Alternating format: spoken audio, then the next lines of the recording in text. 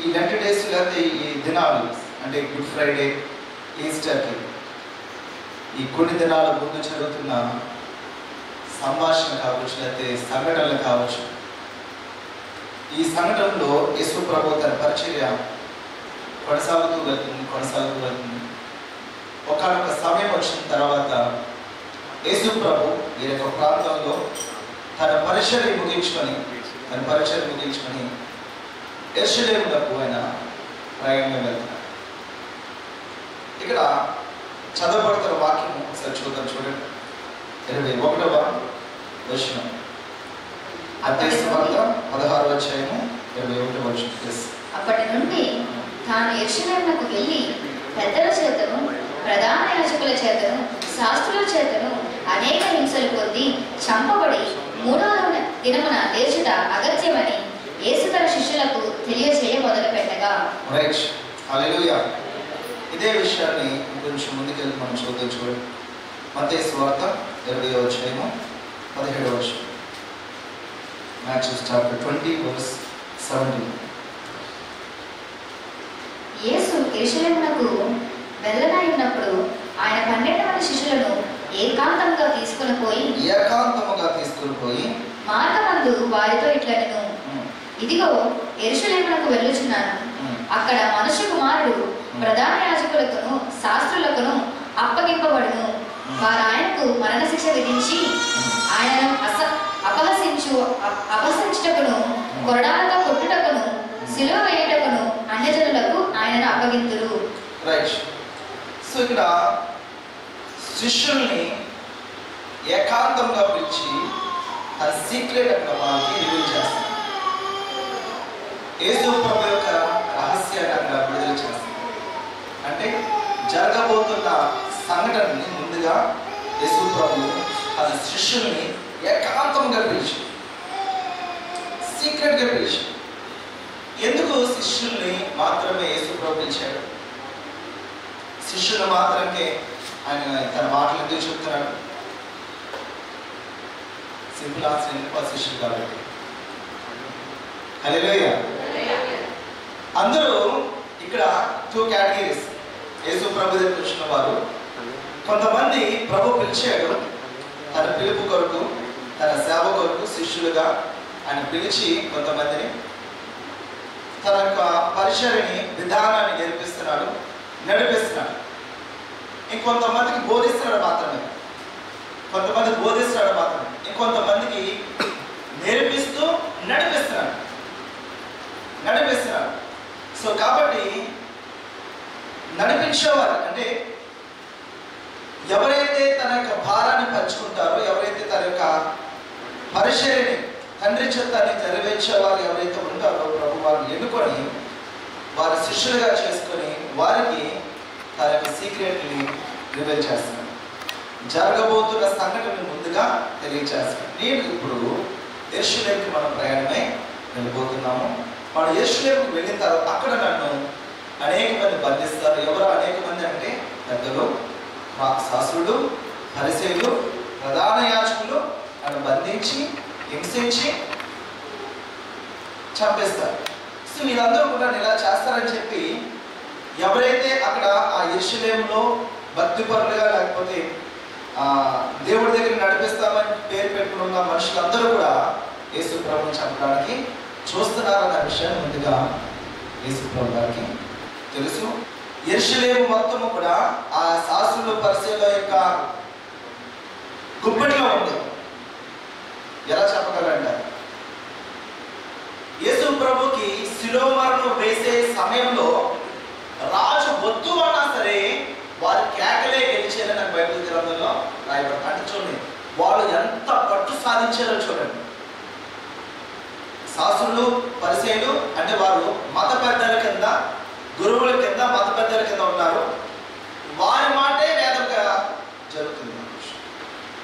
ఇంకా రాజున్నా, సైనికులున్నా, కత్తులున్నా, గుర్రాలున్నా, ఏమున్నా సరే అది ఉపయోగం లేదు. ఎందుకంటే యెరూషలేము మొత్తం వారి గుప్పెట్లోనే ఉంది. వారు ఏం చెప్తారో జరుగుతుంది.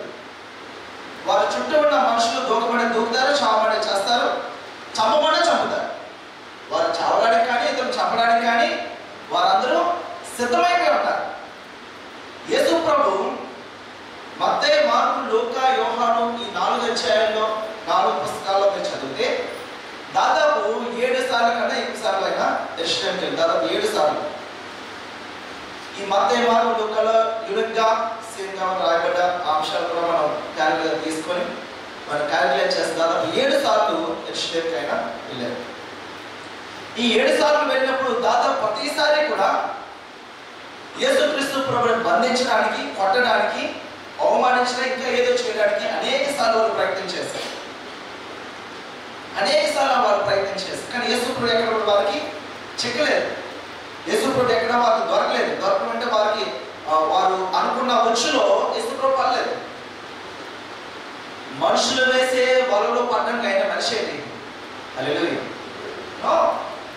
సో తండ్రి సమయం వచ్చే వరకు, కుమారుడు సమయం వచ్చే వరకు ఆయన వెయిట్ చేశాడు. కాబట్టి ఆయన ఎన్నిసార్లుగా తనసారి యెరూషలేంకి వెళ్ళేవాడు, వచ్చేవాడు. సో ఈరోజు ఈసారి ఈ సమయము చివరి సమయం. ఇక వెళ్ళడమే కానీ తిరిగి రావడం అనేది లేదు. ఇది చివరి సమయము. శిష్యుల్ని పిలిచి ఏకాంతముగా పిలిచి చెప్తున్నాడు, ఇదిగో మనం ఇప్పుడు ఈ ప్రాంతంలో ఉన్నాం. ఇక్కడ నుంచి బహుశా ఎరుకోలో ఉన్నారు, లేకపోతే గోధుమలో ఉన్నారు, ఇంకో ప్రాంతంలో వారు యెరూషలేంకి ప్రయాణం వెళ్తున్నారు. యెరూషలేం అనేది కొంచెం ఎత్తైన ప్రదేశం, అది ఎక్కిపోతున్నారు. సో కాబట్టి మనం వెళ్ళబోతున్నాము, అక్కడ వారందరూ బంధిస్తారు, పట్టుకుంటారని జరగబోయే సంగతుల గురించి యేసు ప్రభు తెలియజేస్తున్నారు. యేసు ప్రభు జరగబోయే సంగతుల గురించి ఎవరితో మాట్లాడతారు? రోజు మనతో మాట్లాడుతున్నారు. అక్కడ శిష్యులకి రివీల్ చేసినట్టుగా తన సీక్రెట్స్ని ఈరోజు మనతో ఆయన తన సీక్రెట్ రివీల్ చేయగలరా? ఆయన రహస్యాలను మనతో పంచుకోగలరా? యేసు ప్రభు డామ్ షూర్గా ఆయన శిలువ మరణం పొందడానికి వచ్చాడు.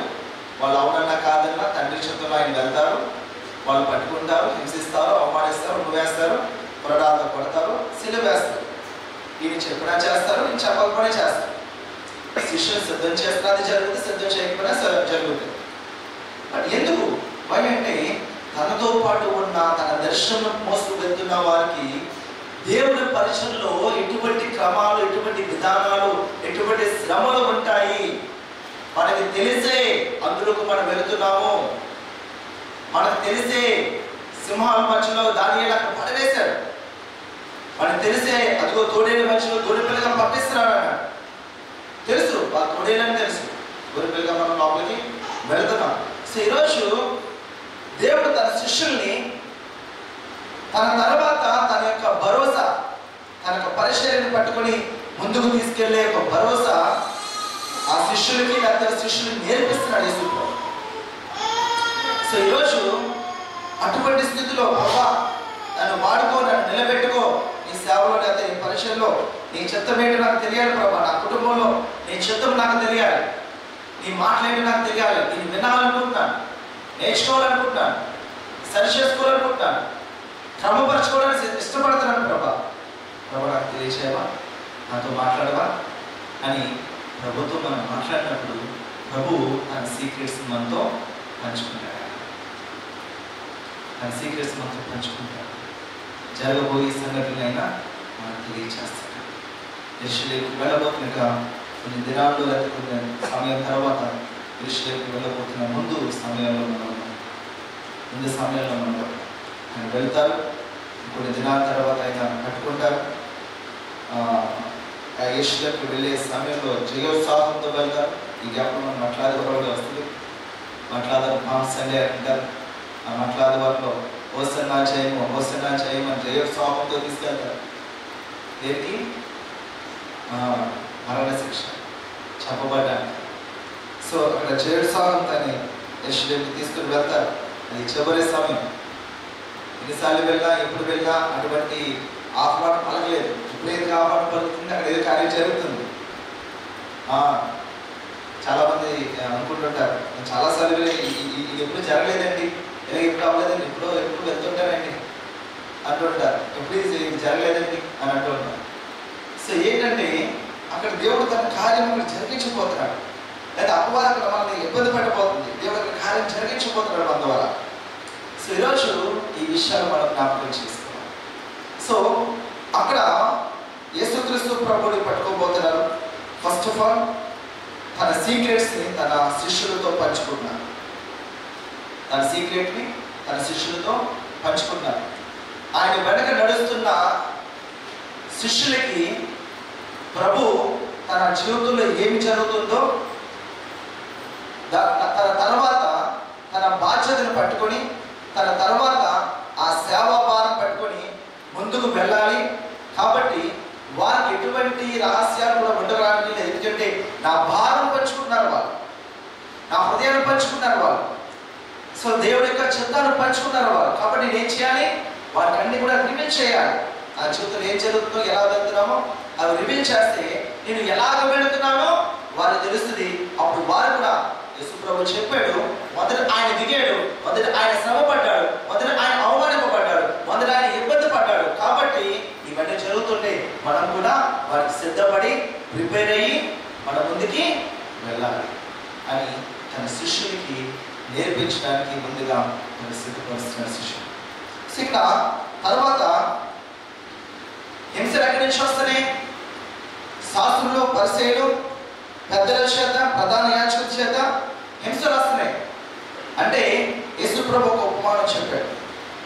ఏంటి ఉపమానం అంటే, ద్రాక్ష తోట కొంతమంది రైతులకి గుర్తుకిచ్చారని ఒక మాట బైబిల్ గ్రంథంలో ఉంది. ఆయన దేశాంతరం వెళ్ళిపోయాడు. ద్రాక్ష తోట నాటి కొంతమంది కాపుకి ఇచ్చేసాడు. దాన్ని చూసుకుంటాడు. ఈయన యజమాని దేశాంతరం వెళ్ళిపోయి ఒకరోజు ఒక సేవకుడు పంపించాడు తన సేవకుని, వెళ్ళు మన తోటలోకి చాలా మందితో కొంతమంది కాపీ గుర్తుకు ఇచ్చారు వాళ్ళకి, వాళ్ళు చూసుకున్నారంటే కొంతమంది కొట్టారంట, వాళ్ళు కొట్టి పంపించారంట. మరలా మరొక సేవకుని పంపిస్తే వాళ్ళని కొట్టి పంపించారు. మరో సేవకుని పంపిస్తే చంపేశారంట. ఇలా చేస్తున్నారు అని యేసు ప్రభు తండ్రి అయిన దేవుడు ఏం చేశారండి? తన కుమారునే పంపించాడు. అక్కడ ఆ ద్రాక్ష తోట నాటింది ఎవరు? ద్రాక్ష తోట యజమాని ఎవరు? దాని పెట్టుబడి ఎవరిది? దాని ఆశీర్వాదం ఎవరిది? అదంతా ఇచ్చింది ఎవరికి? అది ఇవ్వకముందు వాళ్ళ స్థితి ఎలా ఉండేది కదండి? సో వాళ్ళకంతా ఆశీర్వాదం, పొలము, లేకపోతే ఆ యొక్క ఆశీర్వాదం ఇచ్చిన తర్వాత వాళ్ళు ఏ స్థితిలో ఉన్నారు? ఇప్పుడు ఆ స్థితికి వచ్చాక ఏం చేస్తున్నారు? ఆ యజమాని మీదే తిరగబడుతున్నారు. అని అనుకోవచ్చు. యజమాని కొట్టలేదు, యజమాని ఉన్నట్టు యజమాని మాట అక్కడ దగ్గరించారంటే యజమాని దగ్గరించినట్టే. అదవుతుందా? నేను ఒక పని చెప్పాను, నన్ను ఒక ఏదో పని చేయాలని ఒక మాట చెప్పాను అనుకోండి. ఆ పని అక్కడ చేస్తున్నప్పుడు ఆమె మీరు మందలించారనుకో, ఆమెను కాదు నన్ను మందలించినాడు. ఆమె తిట్టారనుకో నన్ను తిట్టినాడు. ఒకవేళ ఆమె కొట్టారనుకో నన్ను కొట్టినాడు. ఎందుకు? నా పని మీద వెళ్ళింది, నా పని మీద వెళ్తుంది. యేసు ప్రభు దమస్కు మార్గంలో సౌలుని మాట్లాడుతున్నాడు. సౌలా నన్ను ఎలా హింసిస్తున్నావు? ఎవరు హింసిస్తున్నాడు? దేవుడు హింసిస్తున్నాడా? మన చూపులకి దేవుడు హింసించట్లే, దేవుడి శిష్యులు హింసిస్తున్నాడు. దట్ మీన్స్ నన్ను హింసిస్తున్నాడు. నా మాట కొట్టామంటే నన్ను కొట్టినట్టే, నా శిష్యులు కొట్టామంటే నన్ను కొట్టినట్టే. కాబట్టి యేసు ప్రభు ఆయనకు రూల్ అది. సో ఇక్కడ ఆ ద్రాక్ష తోటని వాళ్ళకి ఇచ్చిన తర్వాత వాళ్ళ సేవకులు కొట్టాడు, వాళ్ళ పని వాళ్ళని చంపారు. తర్వాత యజమాని అనుకున్నాడంట, ఆ కుమారుని పంపిస్తే వారు సన్మానిస్తారేమో అనుకున్నాడంట. కుమారుని పంపించాడు అంటే ఆయన తండ్రి తన కుమారుని యేసు ప్రభుని ఈ లోకాన్ని పంపించాడు. పంపిస్తే ఏం చేశారు? అదిగో వారసుడు, వాడిని చంపేస్తే పొలం అంతా మందే అని యేసు ప్రభు. సో ఇటువంటి పరిస్థితులు. సో ఇక్కడ శాస్త్రులు, పరిసయ్యులు అందరూ కూడా దేవుడు వాళ్ళని పిలుచుకొని, లేకపోతే ఆ యాజకత్వం లేదా కుమారుడికి లేదా తండ్రి నుంచి కుమారుడికి అలా వస్తున్న ఆ యాజకత్వంలో ఉన్నవారు దేవుడి మాట విని దేవుడి సన్నిధిలో వణికేవారుగా ఉండాల్సిన శాస్త్రులు, పరిసయ్యులు, పెద్దలు ఏం చేస్తున్నారు? వారు పడుతున్నారంట, హింసిస్తున్నారంట, అవమానిస్తున్నారంట, చంపుతున్నారు. ఇది బైబిల్ గ్రంథంలో ఉందా? లేదు. నేను చూసారా వాళ్ళ స్థితిగతులు మార్చుకోవడానికి. సరే, ఈరోజు అంటే ఈ విషయం ఎందుకు నేను ప్రస్తావన తీసుకొస్తానంటే, ఎటువైపు నుంచి ప్రమాదం రాదని అనుకున్నాం, అటువైపు నుంచి ప్రమాదం వస్తుంది. యేసుప్రభువుని బంధించిన ఎవరో అన్యజనులు, పాపులు, వేరే వాళ్ళు అయితే ఇంత ఇష్యూ లేదు అసలు. యేసుప్రభువుని బంధించిన వారు అదే యూదా గోత్రంలో, అదే యెరూషలేము పట్టణంలో బైబిల్ తెలిసిన వారే, శాస్త్రులు, పరిసయ్యులు మెస్సయ్య వస్తారనే విషయం వారికి తెలుసు, అందరికీ తెలుసు. మరి తెలిసి యేసుక్రీస్తు ప్రభువును బంధించి కొట్టించారు వారు. ఆయన సిలువ వేశారు. వాక్యం ఏముంది అవసరం లేదు. మరి ప్రభు ఏం చెప్తున్నాడు అవసరం లేదు, నేనేం చెప్తున్నాడు అదే చెప్తాను. నా పదవి, అది నా పొజిషను, నా స్థితిగతులు బైబిల్లో ఉందండి, అలా చేయకూడదండి, షడా నాకు ఇది అనుకూలంగా ఉంది, నేను ఇది చేయాలనుకుంటున్నాను. అబద్ధం ఆడతాను, నో ప్రాబ్లం, అబద్ధం ఆడచ్చు, ఎందుకంటే నాకు ఈ పొజిషన్ చాలా ఇంపార్టెంట్. అబద్ధం ఆడకపోతే ఈ పొజిషన్ ఉండదు. ఏమండి లాయర్ గారు ఒక ఆయన చెప్పారు, మార్కెట్స్ పొందిన అబద్ధాలు ఆడాలని చెప్పి ఆ ప్రొఫెషన్ విడిచిపెట్టేశారు. Lawyer profession. అబద్ధాలు ఆడకపోతే వాళ్ళు వీళ్ళు హింసిస్తున్నారు, వాళ్ళు హింసిస్తున్నారు, అందరూ హింసిస్తున్నారు. కాబట్టి ఎందుకు నా ఆత్మీయ జీవితానికి ఇది ఇబ్బందికరంగా ఉందని చెప్పి విడిచిపెట్టేశారు. కాబట్టి వాళ్ళ పొజిషన్ కాపాడడానికి అబద్ధాలు ఆడాలి. వాళ్ళ పొజిషన్ మారాలంటే మనం ఒకదారం చేయాలి, ఇంకోటి చేయాలి. సో కాబట్టి అక్కడ శాస్త్రులు, పరిసయ్యులు వారందరూ దేవుడి యొక్క సేవకులుగా పిలువబడుతూ అనేక మందిని నరకం వైపు లాగేస్తున్నారు. దేవుడి వైపు నడిపిస్తున్నామని చెప్తే నేను నరకం వైపు లాగేస్తున్నాను. చూడండి ఎవరు అందరూ ఆ యొక్క సొసైటీలో పెద్దలు, శాస్త్రులు, యేసు ప్రభువుకి ఇచ్చిన శ్రమ గురించి వారి దగ్గర నుంచి ఎవరైతే వారు ప్రేమతో స్వీకరిస్తారనుకున్నారో వారే పట్టడానికి వస్తారు, వారే చెప్పడానికి వస్తారు, వారే సిలువ వేస్తారు. సో ఈ సత్యంను యేసుక్రీస్తు ప్రభువు ఉన్న శిష్యులు కావచ్చు వారికి తెలియచేస్తారు, బోధిస్తున్నారు యేసు ప్రభు. సో ఇక్కడ మనం మాట్లాడుతున్న ఈ అంశాలన్నీ కూడా యేసు ప్రభు ఈ పరిచర్య ప్రారంభించినప్పుడే 3.5 సంవత్సరాల పరిచర్యలో ప్రతిరోజు, అంటే ప్రతి సమయంలో, ప్రతి స్థితిలో కూడా వారి వైపు నుంచి వచ్చిన వ్యతిరేకత యేసు ప్రభు చూస్తూనే ఉన్నాడు, ఇబ్బంది పడితేనే ఉన్నాడు, ఇరుగు పడితేనే ఉన్నాడు. యేసు ప్రభు తెలిసి యెరూషలేముకైనా ప్రయాణమే తెలిసి. సో ఈరోజు ఈ విషయాలు మనం పట్టుకుంటున్నాము.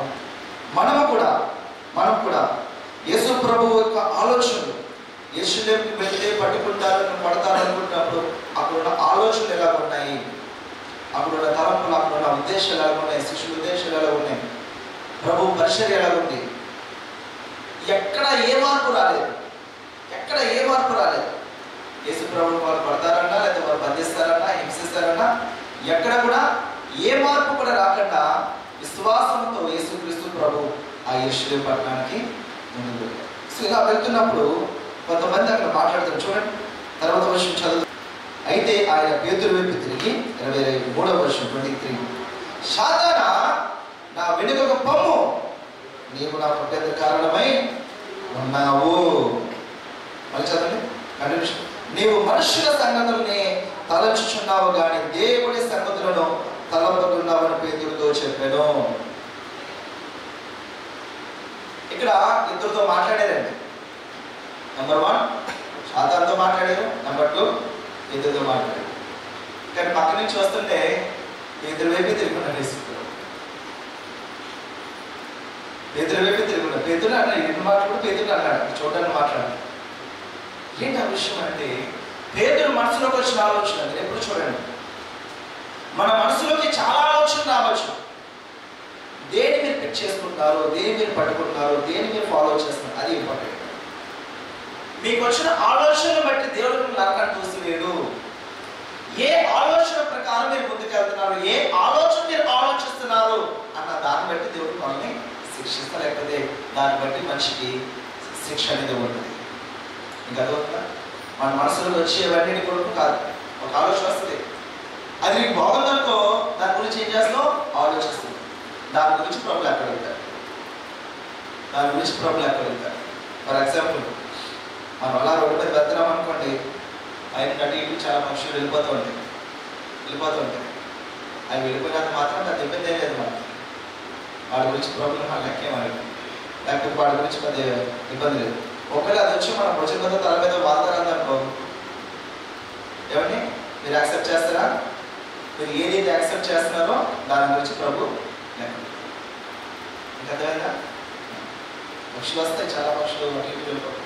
మన ప్రయత్నించేది ఏ పక్షి వస్తుంది, లేకపోతే ఏ ఆలోచన వస్తుంది, ఆ ఆలోచన మీరు ఏ ఆలోచన తీసుకుంటారు, దేన్ని మనసులో పెట్టుకుంటారు, దేన్ని ఆలోచిస్తున్నారు, ఈ తలంపులు ఎలా ఉన్నాయి, దాన్ని బట్టి మళ్ళీ ఇక్కడ పేతురు యేసుక్రీస్తు ప్రభు చేయబట్టుకొని ప్రభానికి ఇది జరగకూడదు అని పక్కన ఆగేస్తే పేతురుకి ఎటువంటి ఆలోచన వచ్చింది తెలుసా? అపవాది దగ్గర నుంచి వచ్చిన ఒక ఆలోచన వచ్చింది. అపవాది దగ్గర నుంచి వచ్చిన ఒక ఆలోచన వచ్చింది. ఏంటి అపవాద ఆలోచన? శిలువ మరణం జరగకూడదు, శిలువ మరణం జరిగితే సర్వ మానవాళికి రక్షణ ఉండదు. కాబట్టి పేతురికి ఆ ఆలోచన వచ్చేసింది, అమ్మో నాయకుడు కదా, దేవుడు కదా, ఆయన చనిపోకూడదు, ఆయన కలకాలం అలాగే ఉండాలి, అలాగే స్వస్థపరుస్తుంటారు, అలాగే మీ వాక్యం బోధిస్తుంటారు, అలాగే మాట్లాడుతుంటారు. కాబట్టి ఆయన శిలువ మరణం ఎక్కడానికి వీల్లేదు, ఆయన అవమానానికి హింసలు పడడానికి వీల్లేదు అని అనవసరమైన లోక సంబంధమైన మనుషుల సంగతులకు రాకూడదు కదా. నువ్వు మనుషుల సంగతుల్ని ఆలోచిస్తున్నావు, అలా మనుషుల సంగతుల్ని పేతురు మనసులో తెచ్చేసుకుంటాడు. దైవ నిర్ణయాన్ని, దైవ చిత్తాన్ని గడిచోలు పెట్టేసి అప్పుడు వెంటనే తిరిగి పేతురు ఎక్కడైతే అపవాది ఆలోచన పట్టుకున్నాడో ఆ ఆలోచనతో మాట్లాడుతాడు. పేతురు తిరిగి ఏమంటాడు? సాతానా నా వెనక పో అంటే సాతాను సంబంధమైన ఆలోచన. ఎప్పుడు చెప్తుంటారు కదా, బైబిల్ ఇది నడిపించబడాలి. మనము మనం వెళుతున్న ప్రతి మార్గంలో కూడా మన జీవితం నిత్యము మనం పడుకున్నా లేచినా ఏదైనా సరే మనం వెళ్తున్నప్పుడు ఒక పక్క దేవుడు, పరిశుద్ధాత్మలు, దేవదూతలు మనందరూ కూడా ఆత్మీయతను నడిపించిన ఒక పక్క ఉంటుంది. మరో పక్క శాతాన దూతలు అవి మరో పక్క ఉంటుంది. పరిశుద్ధాత్మ దేవుడి దూతలు మనందరూ కూడా మనం బలపరిచి విషయం వైపుకి దేవుడి చిత్తం వైపు నడిపించడానికి ప్రయత్నం చేస్తాం. అపవాది దూతలు అవన్నీ కూడా మనల్ని పడగొట్టడానికి ప్రయత్నం చేస్తాం. ఒక పని చేయడం మనం పూర్ణపడము, దేవుడి చిత్తం అనుకోండి, ప్రభు వెళ్ళు చెయ్యి అంటాడు. అపవాద ఆలోచన ఏంటంటే నువ్వు చేయలేవు, నీ సామర్థ్యం లేదు, నీ బ్యాంక్ బ్యాలెన్స్ ఎంత ఉంది, నీ దాహత ఏంటి, నీ జ్ఞానం ఏంటి, అంత జ్ఞానం లేదు నీకు, చదువు లేదు నీకు అని లోక సంబంధమైన ఆలోచనలు పెట్టి మళ్ళీ ఏం చేస్తాను? డిస్కరేజ్ చేస్తాను. సో మనం ఏ ఆలోచన మనం పెట్టుకుంటాం అనేది కావాలి. సుప్రభు కూడా ఆయన పరిచయంలో సాధారణ సంబంధమైన అనేక ఆలోచనలు వచ్చాయి. ఏ ఆలోచన మీరు పట్టుకున్నారు? అది లోక సంబంధంగా మంచిదే కావచ్చు, దైవిక సంబంధం తప్పు. దైవిక సంబంధం తప్పడం అది ఆల్కోవాల్సిందే, అది చేయకూడదు. ఒక రూల్ అనేది మీకు ఇచ్చినప్పుడు ఆ రూల్ మీరు ఫాలో అవుతూ ముందుకు వెళ్ళాలి. నేను ఏం చెప్పానండి, ఈ మంచిగా చెప్పాను, మీకు మంచి జరగాలి కదా అనుకున్నాను. నో, ఇది మనుషులకు సంబంధించింది కాదు, దేవుడికి సంబంధించింది. దేవుడికి మీకు సంబంధం అని మన ఆత్మీయ చింతన ముందు నడిపించుకోవాలి. యేసుక్రీస్తు ప్రభు తన భవిష్యత్తులో జరగబోతున్న సంఘటనని, సీక్రెట్స్ ని అక్కడ పేతురుతో వారిని మాట్లాడుతుంటే, నేను దానికోసం వచ్చాను, నేను అలా హింసింపబడతాను, పట్టుకుంటారు వాళ్ళు, సిలువ వేస్తారు అంటే దానికి ఆటంకంగా పేతురు మాట్లాడుతున్నారు. అపవాద సంబంధమైన మాటలు, లోక సంబంధంగా ఆలోచిస్తే మంచి మాటలే. అమ్మో యేసుప్రభు దెబ్బ తగలకూడదు, యేసుప్రభు హింసింపబడకూడదు అని పేతురు మంచిగానే కదా అన్నాడు. ఎందుకు పేతురు యేసుప్రభు తిట్టేశాడు? చూడు నేను మంచిగానే చెప్పాను, వాళ్ళు మేలే కదా చెప్పాను అని అనుకుంటాం మనం. నో, అందుకే చెప్తుంటారు ఏంటంటే అన్ని మంచి పనులు దేవుడి చిత్తము కాదు, కానీ దేవుడి చిత్తము మంచిది. ఈ ఫార్ములా మైండ్లో పెట్టుకోవాలి. అన్ని మంచిగానే ఉంటాయి, మనం చెప్పేవన్నీ మంచిగానే ఉంటాయి. అమ్మ, నాన్న, అక్క, తమ్ముడు, ఫ్రెండ్స్, ఎవరైనా సరే చెప్పేవి చాలా మంచిగా ఉంటాయి. నో, అన్ని మంచి పనులు దేవుడి చిత్తం కాదు. దేవుడి చిత్తం కానీ చేసే మంచి పని కాదు. చూసుకోండి. ఇంకా ఇంకో మాట, మీరు బాధ కలిగించే మాట అనుకోవచ్చు. దేవుడి చిత్తము కానీ చేసే మంచి పని పాపము. గుర్తుపెట్టుకోండి, పాపము.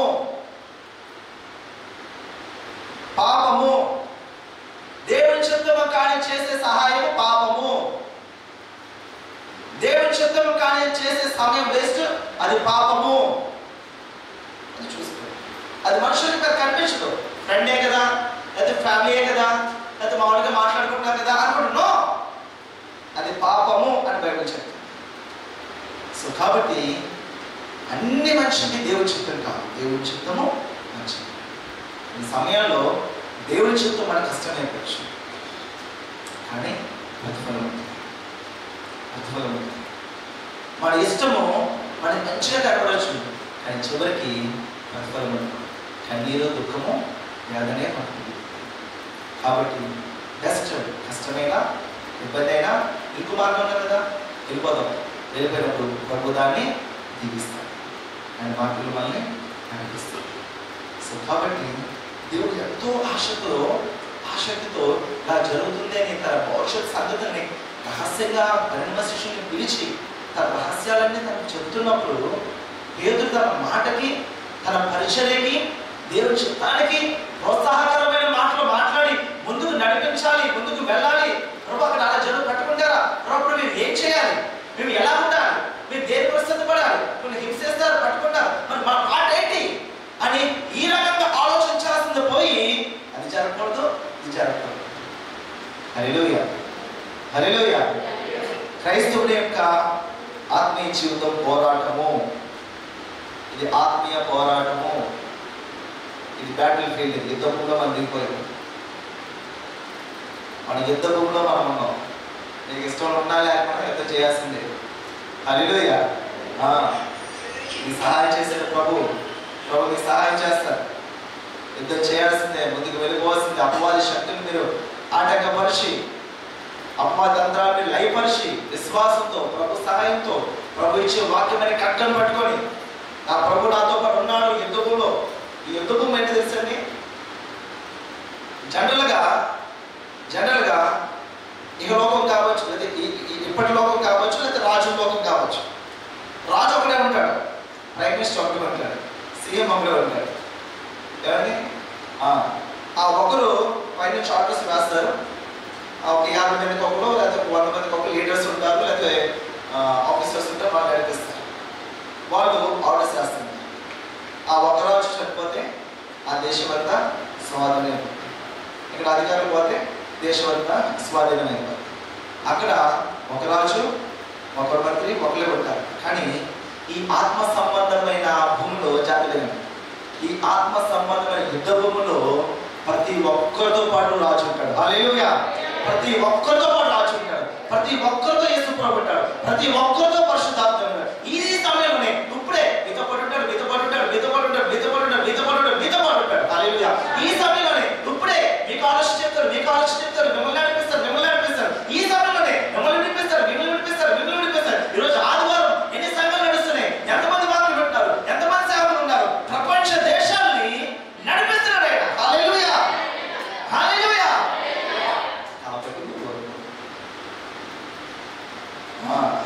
ఈ బలగట్టి కత్తులు కడాలు కాదు,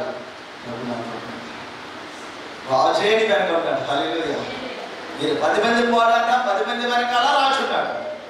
మీరు ఒకరే పోరాడు, నీ వెనక రాజు ఉన్నాడు. నేను విడవను, ముందుకు వచ్చి మనకి ఎత్తుకున్నవాడు నేనే. హల్లెలూయా. శ్రమ దినమున నువ్వు కృంగిని ఎడలా శ్రమతో అసలు మన చేతకారంలో కాదు. హల్లెలూయా. మన చేతకాని వారు కాదు, చేయగలిగిన సామర్థ్యం కలిగిన వారు, సమర్థుడైన దేవుడిని మనం పట్టుకుంటాం. హల్లెలూయా. చాలా మంది అంటారు, పలానా సార్ ఆ సార్ దగ్గరికి వెళ్ళండి, మంచి టాలెంట్ ఆయన పట్టుకున్నారని మీ పనులు అయిపోతాయి. ఆయనతో పనులు అవుతాయో పక్కన పెడితే ఇంత మాత్రం అన్ని పనులు అయిపోతాయి. హల్లెలూయా, హల్లెలూయా. ఆయన చిత్తంలో వారు ముందుకు వెళ్ళిపోతున్నప్పుడు ప్రతి ఒక్కరితో కూడా ఆయన అనిపిస్తుంది. ప్రతి ఒక్కరు ప్రతి ఒక్కరిని ఆలోచిస్తారా? ఆలోచనకర్త ప్రణాళిక వేస్తాడండి, మంచి ప్రణాళిక వేస్తాడు. ఆయన ఆలోచించాడంటే కదా తిరుగుతుంది. ఆయన ఆలోచన అంతా కూడా వాక్యంతోనే, బైబిల్తోనే, విశ్వాసంతోనే మనం ముందుకు వెళ్ళిపోవాలి. ఇంతటి దైవ చిత్తాన్ని పట్టించుకోకుండా అప్పుడు పేతురు అపవాద ఆలోచన చేస్తున్నాం చూసారా. అంటే దాని అర్థం ఏంటంటే పేతురు అక్కడ సంసిద్ధంగా లేడు. పేతురు సిద్ధంగా లేడు. దేవుడు చెప్తున్న అంశాన్ని రిసీవ్ చేసుకునే ఆత్మీయ శోధనలో పేతురు లేడు. అందుకే అపవాది శోధించాడు. చూసుకోవాలి, ప్రభు అక్కడ ఉన్నాడు, శిష్యులు అక్కడ ఉన్నారు, యేసుప్రభు మాట్లాడుతున్నాడు. యేసుప్రభువే మాట్లాడుతున్నప్పుడు ఆ యేసుప్రభు మాట పక్కన పెట్టేసి, యేసుప్రభు ఆలోచన పక్కన పెట్టేసి, ఆ లోక సంబంధమైన ఆలోచన యేసుప్రభు ముందున్న వారి మనసులోకి వచ్చి చూసారా. హల్లెలూయా. గదవంతండి, యేసుప్రభు ముందున్న వారి మనసులోకి అపవాది ఆలోచన వచ్చింది. యేసుప్రభు అక్కడ ఉన్నాడు, మళ్ళా యేసుప్రభు అక్కడ ఉన్నాడు మళ్ళా. కాబట్టి ప్రభు ఏదో జంతరమంతులు అవి ఇవి చేయడండి. మన ప్రాక్టికల్ గా ఆత్మీయ జీవితంలో మనకు ఎదురయ్యే ప్రతి విషయాలు కూడా అక్కడ నేర్పిస్తారు. అపవాదుని ఎదురించడి. అప్పుడు వాడిని ఎదురించి ఏం చేశారు యేసు ప్రభు? ఎదురుగి సాతానా నా వెనుకకు పొమ్ము ఒక్క మాట తెలిపాడు. ఎప్పుడైతే యేసు ప్రభు అతను గద్దించాడో ఆ సాతాను ఆలోచన వెళ్ళిపోయిన తర్వాత మాట్లాడుతున్నాడు. అప్పుడు మాట్లాడుతున్నాడు, నువ్వు మనుషుల సంగతుల్ని తలంచడం కానీ దేవుడి సంగతుల్ని తలంచడం లేదు, నువ్వు ఆలోచించడం లేదు. ఆలోచించు చేయండి, ఆలోచించాలి. దేవుడి సంగతులు మనకు ఆలోచించాలి. దేవుడి సంగతులు మన ప్రణాళిక మనం పెట్టుకోవాలి, ముందుకు వెళుతుండాలి. మరి కొన్ని దినాల్లో యెరూషలేముకి వెళ్ళబోతున్న యేసుక్రీస్తు ప్రభు తన శిష్యులతో మాట్లాడుతున్నాడు. తన సీక్రెట్ విడుదల చేస్తున్నాడు. తన రహస్యాలన్నీ పంచుకుంటాడు.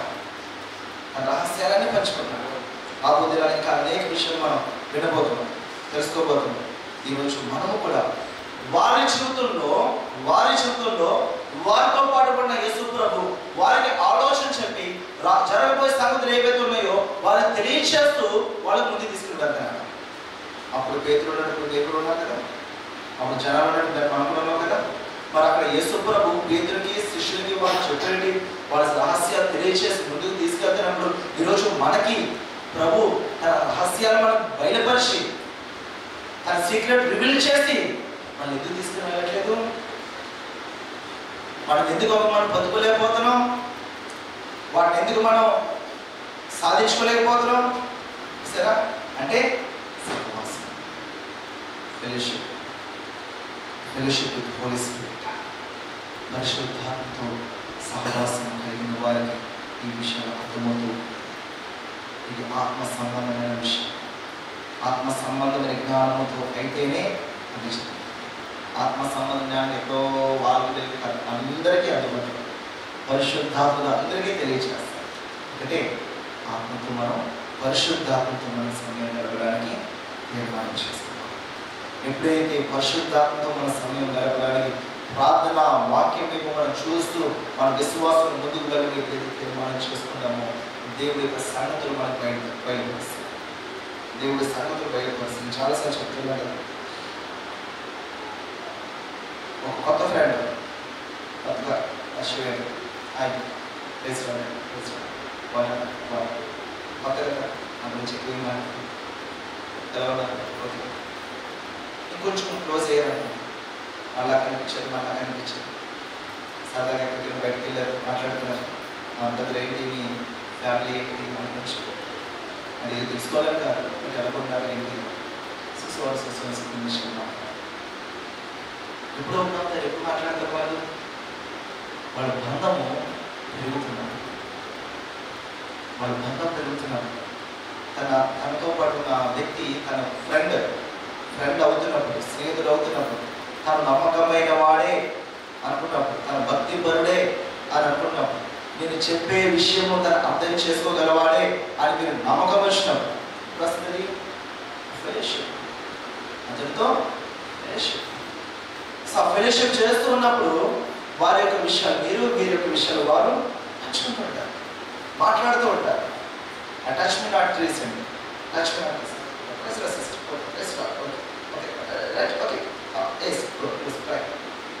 ఈ టచ్ మీ నాట్ ట్రీస్ ముచ్చుకుంటే ముచ్చుకుపోతాయండి. ఆ లక్ష్మీ నేను ఇక్కడ ముఖ్యంగా మర్చిపోయాను. ప్రెసిడెంట్ అంటారు. Okay okay president. మనము అనేక మంది క్షేమం కొరకు ప్రార్థన చేసి భారం కలిగి మనం ఉండాలి. అనేక మంది రక్షణ కొరకు ప్రయాసపడే భారం కలిగి మనం ఉండాలి. అప్పుడు కొత్త వాళ్ళైనా ఒక్కొక్కరైనా సరే కల్పించుకొని మాట్లాడడం, కల్పించుకొని వాళ్ళ క్షేమం అడగడం అనేది మనకి ఆ జ్ఞానం దేవుడు మనకి ఇస్తాడు. ఎప్పుడు అనేక మంది రక్షించబడాలి, అనేక మంది మేలు పొందాలి, అనేక మంది దీవించబడాలి అన్న హృదయం మనకు కలిగినప్పుడు అలా దారుణం వెళ్ళిపోయినా సరే అవునా అలా బాగున్నాను ప్రార్థన చేస్తాను సో మీరు కూడా రండి. వెంటనే మనం మాటిస్తాం, వెంటనే మనం పిలుస్తాం. ఎందుకు? అటువంటి భారం మనం కలిగి ఉన్నప్పుడు క్రియలు అనుభవిస్తాం. ఇక్కడ యేసుక్రీస్తు ప్రభు అటువంటి భారం కలిగి ఉన్నాడు. నశించిన వాడిని వెతకి రక్షించడం యేసుక్రీస్తు ప్రభు ఈ లోకానికి వచ్చి అనేక సువార్త ప్రకటించి ఇప్పుడు పాపం అనే బంధకం నుంచి విడిపించడానికి మూయబడ్డ పరలోకపు ద్వారాలు తెరవబడాలి, తెరవబడ నరకపు ద్వారాలు మూయబడాలి. అపవాది పాపం చేసి ద్వారం తెచ్చి అందరినీ లోపల ఏం చేస్తున్నాడు? మనలో ఉన్న పాపం వల్ల పరలోక ద్వారాలు మూయబడ్డాయి. ఆ ద్వారం తెరవబడాలి, ఈ ద్వారం మూయబడాలి. ఆ ద్వారం తెరవబడాలన్నా, పరలోక ద్వారం తెరవబడాలన్నా, మనకి మార్గం కావాలన్నా ఏమైంది? ఏదేదో దాంట్లో కట్ అయిపోయింది, బ్రిడ్జి కూలిపోయింది. తండ్రి దగ్గరికి వెళ్ళి మాట్లాడి మళ్ళా వచ్చి మాట్లాడి ఈ బ్రిడ్జ్ చూసారా కూలిపోయింది, ఆ బంధం తెగిపోయింది. సో ఈ బంధం మళ్ళా కరెక్ట్ అవ్వాలి, ఈ బ్రిడ్జ్ మళ్ళా రావాలి. ఇది కూలిపోయి అయిపోయింది, కిందకి ఇంకో బ్రిడ్జ్ వచ్చేసింది, నరకాన్ని వెళ్ళిపోతుంది కష్టం. యేసుక్రీస్తు ఆ ప్రక్రియ చేయడానికి పరలోకపు ద్వారం తెరవబడి ఈ నరకం ద్వారం మూయబడి ప్రతి ఒక్కరు అంతటా అందరూ వారపరచబడి ప్రతి ఒక్కరు కూడా రక్షణ పొందుతారు, పరలోక రాజ్యం వెళ్ళాలి. అంతటి ఉన్నతమైన క్రియని, ఉన్నతమైన మాటలుగా తెలియచేస్తుంటే పేతురు దానికి అడ్డుపడుతున్నాడు. సత్యం బోధించారు 3.5 సంవత్సరాలు సత్యం బోధించి ఒకసారి చదవాలి సార్. 22వ వచనం ఒకసారి మళ్ళీ చదవాలి. 21 చదవాలి. అప్పటి నుండి తాను యెరూషలేముకు వెళ్ళి పెద్దల చేతను, ప్రధాన యాజకుల చేతను, శాస్త్రుల చేతను అనేక హింసలు పొంది చంపబడి 3వ దినమున లేచుట అగత్యమని యేసు తన శిష్యులకు తెలియజేయ మొదలు పెట్టగా అక్కడ పునరుద్ధానం గురించి కూడా మాట్లాడుతున్నాడు. ఇక కంప్లీట్ సాల్వేషన్. వీళ్ళ ఆలోచనలు పేతురు టక్కన అందుకున్నాడండి, టక్కన అందుకున్నాడు. ఏం ఆలోచన అందుకున్నాడు? మనుషుల సంబంధమైన ఆలోచన టక్కన అందుకున్నాడు. అక్కడ చూడండి ఒకసారి. పెద్దల చేతను, ప్రధాన యాజకుల చేతను, శాస్త్రుల చేతను అనేక హింసలు పొంది పట్టుకున్నాడు, చంపబడి పట్టుకున్నాడు. అంతే, డాక్టర్ దూరేశారు ముందు. ఇక ముందుకు వెళ్ళలేదు. అక్కడ ప్రభు మాట్లాడుతున్నాడు ఇంకా చాలా విషయాలు. అది పూర్తిగా వినుంటే తర్వాత వర్షం ఏమంటాడు? అది నీకు దూరమగును కాక. అది 3వ దినం తిరిగి లేస్తున్న దూరం అవ్వమంటావు ఇది అంటారా? నేను చదువుకొని తిరిగి లేస్తున్నాను అంటే అది దూరం అవ్వాలంటారా? నీకేం అర్థమవుతుందా? అంటే చూడు, పేతురు వినలేదు. ఎక్కడ విన్నాడు? ఆ పెద్దలు హింసించేది, శాస్త్రులు చంపేది, అది మాత్రం విన్నాడు. దూరేశాడు. కొంచెమందికి ఎగ్జైట్ ఉంటుంది, విన్నాడు వాళ్ళు ఏం చెప్తున్నారు. ఏమండి, ఎప్పుడైనా సరే మన కళ్ళ ముందు పోతున్న దారిపోయిన దానైనా సరే వాళ్ళు ఏం చెప్తున్నారు ఫస్ట్ వినాలి. ఒక మంచి విశ్వాసి, దేవుడు చేత వాడబడేవాడు ఎవరైనా సరే, వాడబడాలి అనుకున్న వాళ్ళు ఎవరైనా సరే, ఒక గుడ్ లిసనర్గా మీరు ఉండకపోతే దేవుడు మిమ్మల్ని వాడుకోడు. The main point. If you want to be a good shepherd and good pastor, you must be good listener. మీరు ఒక మంచి లిసనర్, వినేవారుగా ఉంటారు. పాటించబట్టలే అది ఈరోజు చెప్తున్నాడు అనుకుందాం, ఏదైనా రావచ్చు, అనుకోవచ్చుదో పనికి రాదు. ఫస్ట్ ఏం చేయాలి? మీరు విన్నా దాని తర్వాత అప్పుడు దాన్ని అమలు చేయాలా, లేదా అతను చెప్తుంది వినాలా, లేదా వినకూడదా, లేదా ఆలోచించాలా. ఓకే సార్ నేను చెప్పాను కదా, డిస్కస్ మనం చూద్దాం, రాత్రుల పడతా ఆలోచిస్తాను అని చెప్పాను. విడిచిపెట్టాను. అది వాక్య విరుద్ధం మనకు ఉపయోగపడుతుంది, విడిచిపెట్టేసింది. అక్కడే వాళ్ళతోనే మనం వెంటనే వాళ్ళు మాట్లాడలేదు, అది మర్యాద కాదు. వాళ్ళు మాట్లాడేవాళ్ళు, తర్వాత మనం మంచిగా మనం మాట్లాడాలి. కూల్గా మంచిగానే ఓకే సారీ ఇది నేను చేయను, ఇది నేను కాను అనే విషయం మంచిగానే వాళ్ళకి తెలియచేయాలి. సో పేతురు తన ఆలోచనలు యేసుప్రభు తన ఆలోచన చెప్తుంటే, యేసుప్రభు ఇక్కడ హింసింపబడము చూడండి ఒకసారి, హింసింపబడము, చంపబడము అన్న విషయాలు, హింస అవమానాలు అనే విషయాలు యేసుప్రభు కొత్త కాదు. 3.5 సంవత్సరాల్లో కూడా యేసుప్రభుకి అనేక తరుణాలు వచ్చాయి. యేసుప్రభుని హింసించారు, దూషించారు, అనేక చేశారు.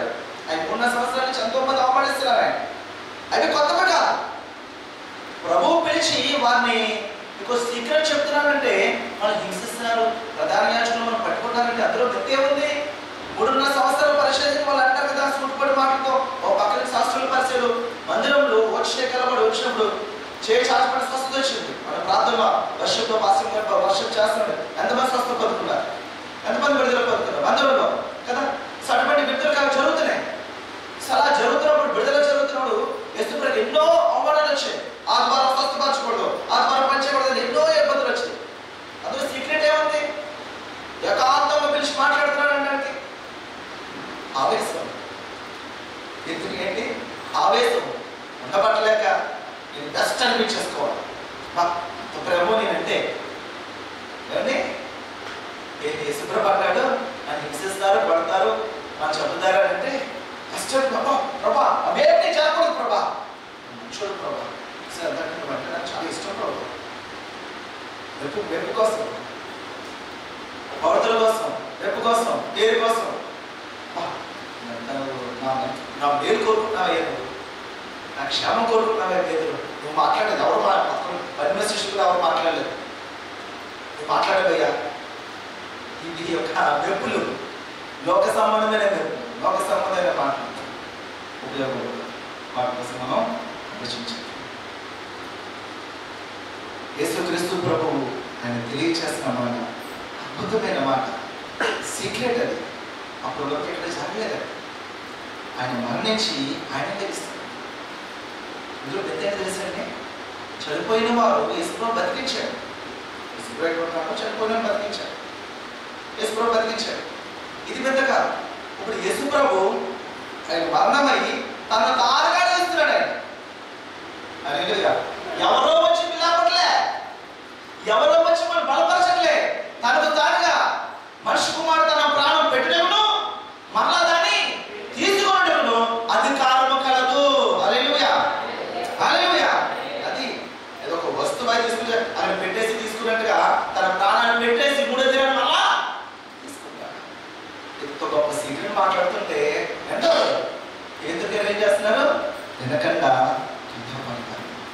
మాట్లాడు 3వ దినమున లేచుట అగర్షమని పేతురు తన శిష్యును తెలియజేయడం.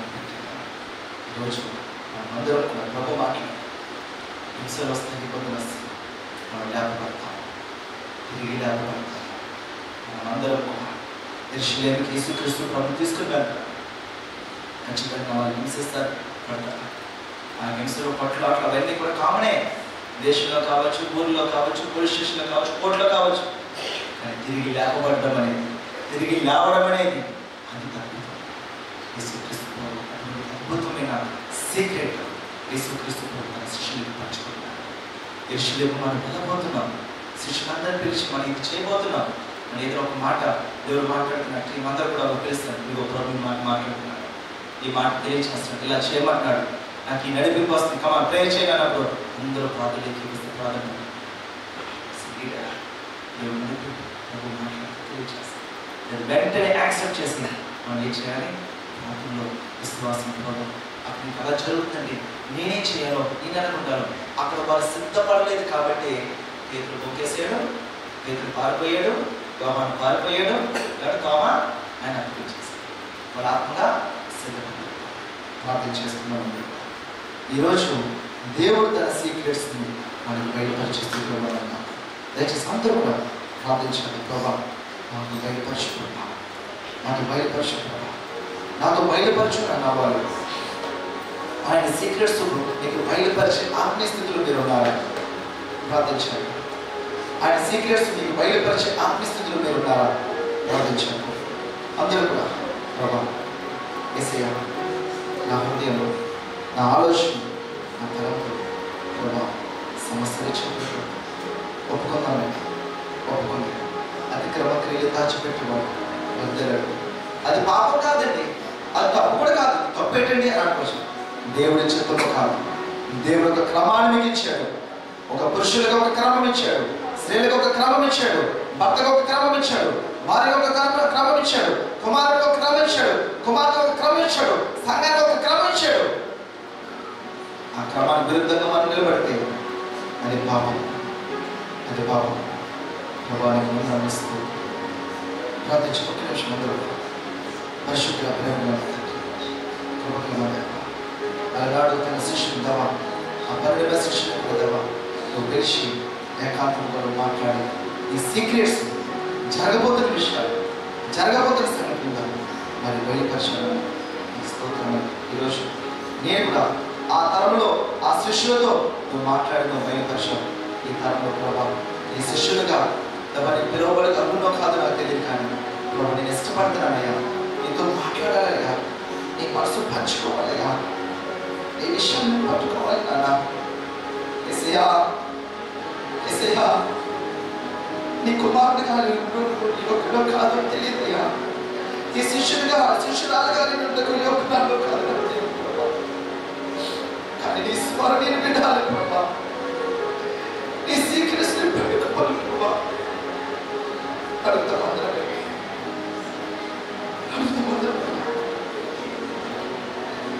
దేవుడు తన హృదయం పంచుకోవాలని, పరిశుద్ధాత్మతో తన హృదయం పంచుకోవాలని ఆయన ఎంతో ఆశపడుతున్నాడు. ఆయన ఎంతో ఆశపడుతున్నాడు. జరగబోతున్న సంఘటనలు ఆయన తెలియపరుస్తున్నాడు.